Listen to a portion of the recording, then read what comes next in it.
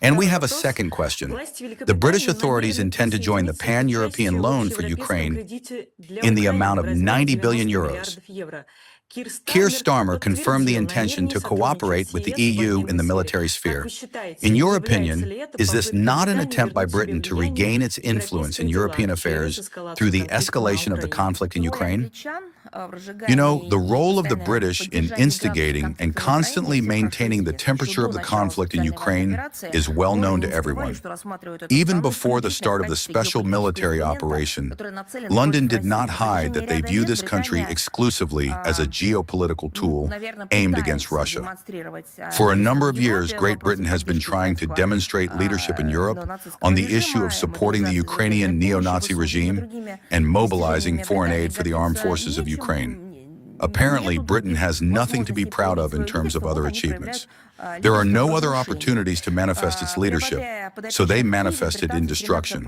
And by encouraging their protégés in Kiev, the British are striving to firmly keep them on the path of killing, first and foremost, the people of Ukraine.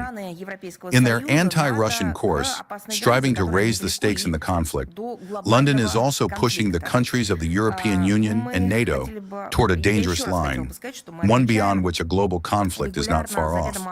And I would like to say once again, we regularly note that the deliberately failing Ukrainian project, as they call it, is being used by the British, among other things, to improve their own positions in Europe, positions that were noticeably shaken during and after Brexit. It seems that, being unprepared for interaction with Brussels on socio-economic and law enforcement issues of interest to the EU members, the British authorities are trying to feel out exactly those spheres in which involvement could bring London additional or compensatory dividends. And I think they would do well to realize, I am now speaking about the European countries that are part of the EU.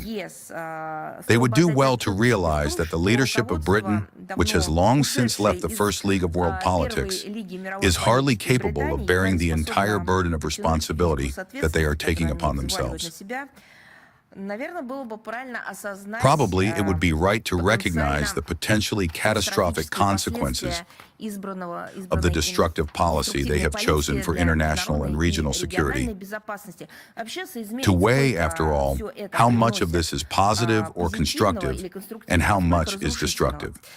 If one shakes off all the pompous verbal husk, the actions of the British in the Ukrainian direction are nothing more than cynical incitement to the continuation of hostilities, covering up frankly predatory and selfish aspirations.